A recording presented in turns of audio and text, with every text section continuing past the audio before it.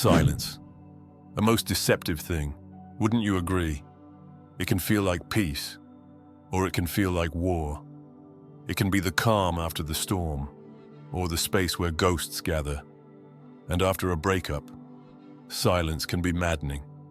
Perhaps you've found yourself in that silence, wondering, waiting, asking the same question over and over again. What is going through their mind? Do they miss me? Do they regret it? You scan their behavior, desperate for a clue. But here is where you make the most common mistake, assuming that because an avoidant is quiet, because they do not reach out, because they appear untouched, that they feel nothing at all. But you are wrong. There is so much happening inside them, more than they will ever let on. So today, I invite you to step inside the mind of the avoidant, to see what they will never say, to feel what they cannot admit, and to understand what really happens in an avoidant's mind after a breakup. Because no one talks about this. Imagine this. A man sits alone at a table, fingers wrapped around a cup of coffee he has no intention of drinking. He has just walked away from a relationship, from someone who adored him, from something that, on paper, should have made him happy. He should feel guilt, he should feel loss. But instead he feels relief. But do not mistake this for happiness. This is not the relief of a man who has found freedom. No, this is the relief of a man who has escaped a fire, only to realize he has run straight into the cold. You see, when an avoidant ends a relationship, they often feel a sudden lightness, an absence of weight, the pressure to be present, to be consistent, to meet expectations. It is all gone. And for a moment they breathe. But here is what no one tells you. This relief is temporary, because in their need to escape closeness, they have also lost something they didn't even realize they valued. And soon the silence they once longed for becomes deafening. Now let me tell you a story. There was once a man named Henry, a man of routine, of quiet rituals, of carefully drawn lines that no one was allowed to cross.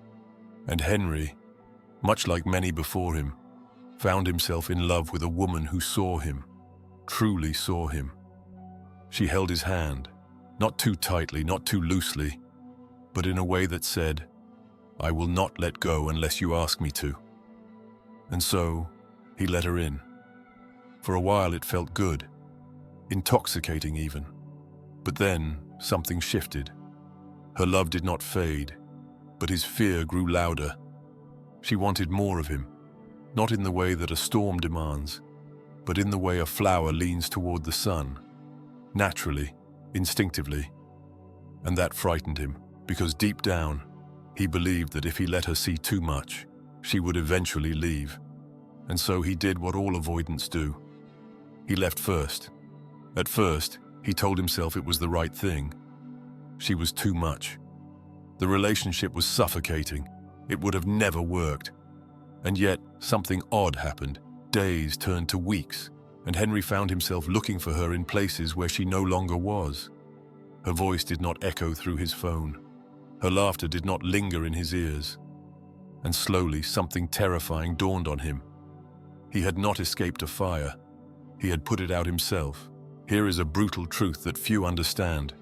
Avoidants do feel guilt. Not immediately, not loudly, not in ways that are visible, but it is there.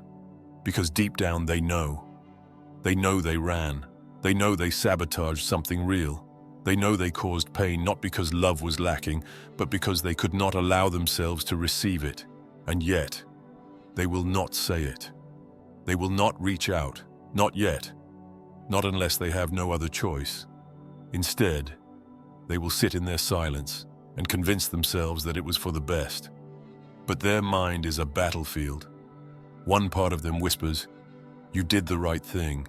You're not ready for love." But another voice, one they try to ignore, whispers back, "Then why do you miss them?" And so the guilt begins to fester, not as a sudden revelation, but as a slow, creeping discomfort.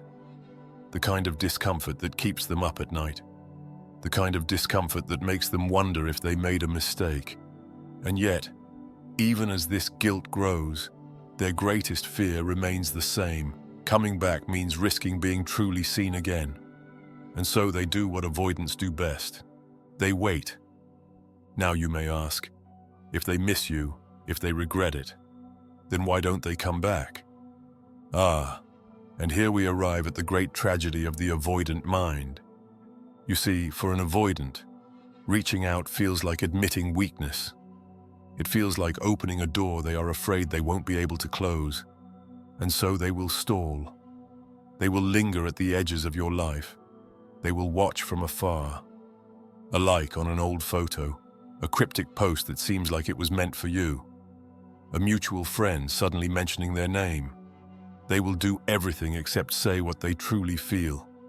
Because to come back means confronting the very thing they have spent their whole lives avoiding, the possibility of real connection.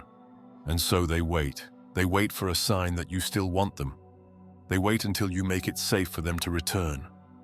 And if you do not, if you move on, then they will tell themselves the greatest lie of all, that you were the one who left first.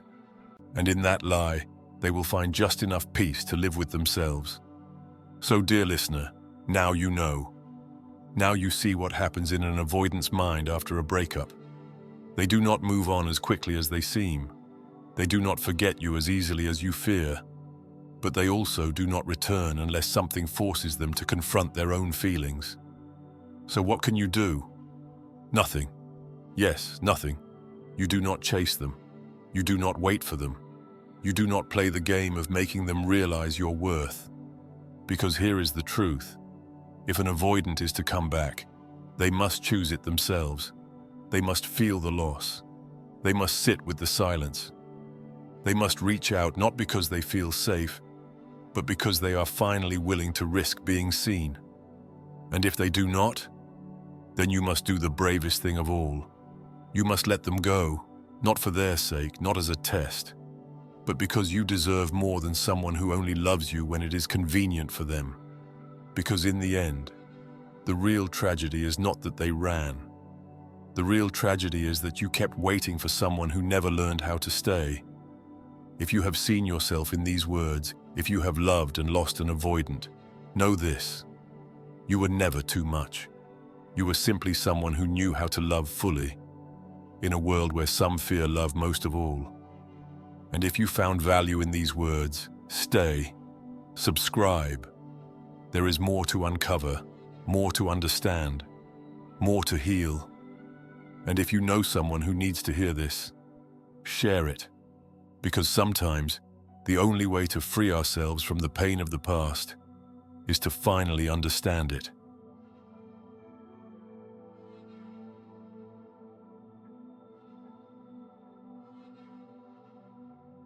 If you believe this video might help someone dear to you, share it with them. A small gesture on your part could mean the world to a friend in need.